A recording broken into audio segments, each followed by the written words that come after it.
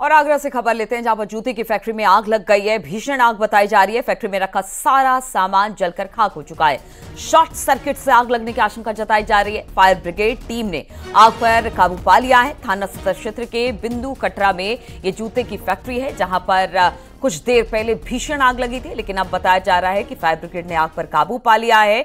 लेकिन जब आग लगी, इसके बाद जब तक आग पर काबू पाया जाता, तब तक इसमें रखा सारा सामान जलकर खाक हो गया। बताया जा रहा है कि शॉर्ट सर्किट आग लगने की आशंका शॉर्ट सर्किट से जताई जा रही है। फायर ब्रिगेड टीम ने आग पर काबू पा लिया है। ये जो फैक्ट्री है जूते की, वो बताया जा रहा है बिंदु कटरा इलाके में है, जहां पर ये आग लगी।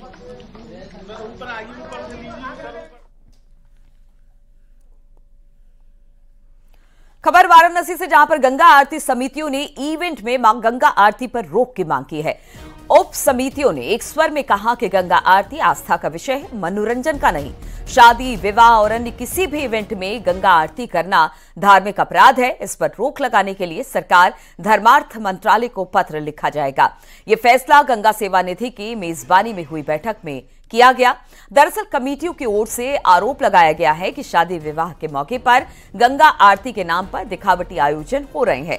काशी की गंगा आरती को इवेंट कंपनियां समारोह में इस्तेमाल कर रही है। गंगा आरती को इवेंट मैनेजमेंट के नाम पर इस्तेमाल करना पूरी तरह से गलत है। इस पर रोक लगनी चाहिए। बातचीत करने के लिए रवि पांडे हमारे साथ जुड़ रहे हैं। रवि, जिस तरह से धर्मार्थ मंत्रालय को एक पत्र भेजा गया है, क्या है इस पत्र में, क्या कुछ लिखा गया है गंगा आरती समिति की तरफ से?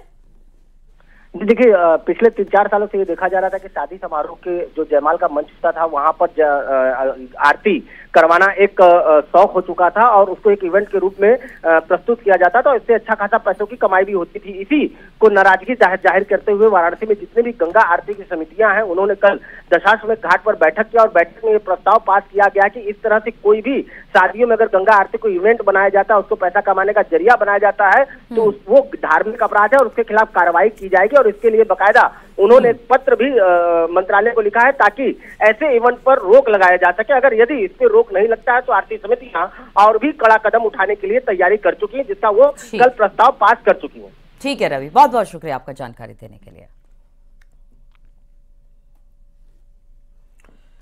हरदोई में ट्रैक्टर ट्रॉली और कार की भीषण टक्कर हो गई। एक्सीडेंट हो गया और इसका वीडियो अब सामने आया है।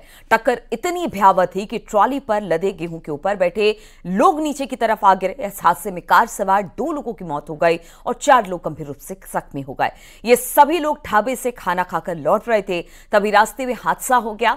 शाहबाद कोतवाली क्षेत्र में शुक्रवार रात यह हादसा हुआ, जिसका सीसीटीवी अब सामने आया है। ट्रैक्टर ट्रॉली पर गेहूं ऊपर तक लदा हुआ था। ओवरलोड में ये ट्रॉली हरदोई से शाहजहांपुर की तरफ आती दिख रही है।